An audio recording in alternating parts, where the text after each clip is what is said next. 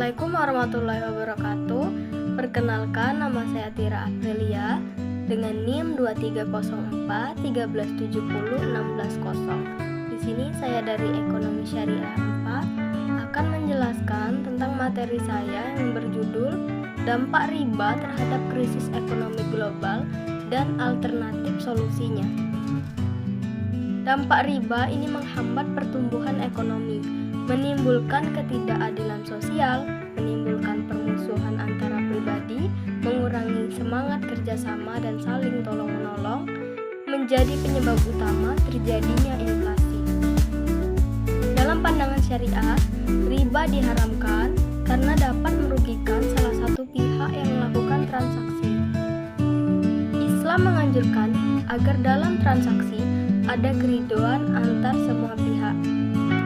Untuk mengatasi masalah finansial dalam perspektif syariah, kita dapat menghindari riba dan praktik keuangan yang bertentangan dengan prinsip syariah.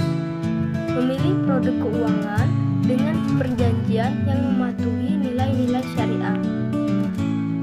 Sebagai alternatif, sistem keuangan syariah menawarkan solusi yang lebih berkeadilan melalui produk-produk seperti mudharabah dan murabahah yang berlandaskan pada prinsip transparansi dan keadilan.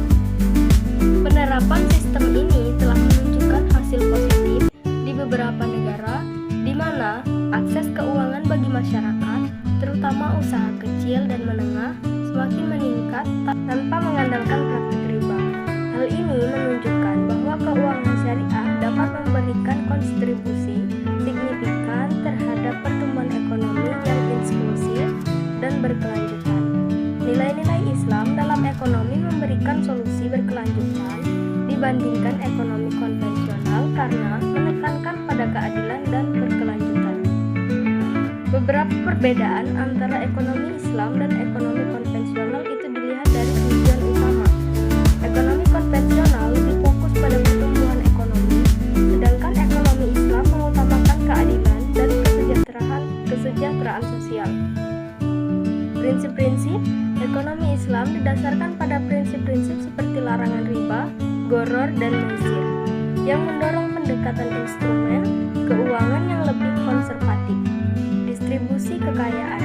Ekonomi Islam mendorong distribusi kekayaan yang lebih adil, sehingga semua anggota masyarakat mendapatkan manfaat yang sama dari pertumbuhan ekonomi.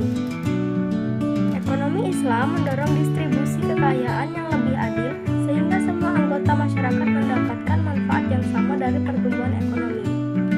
Pengentasan kemiskinan. Prinsip ekonomi Islam seperti zakat dan infak membantu mengurangi tingkat kemiskinan. Stabilitas ekonomi. Stabilitas ekonomi Islam membantu menjaga stabilitas ekonomi dengan mencegah praktik-praktik yang merugikan dan spekulatif.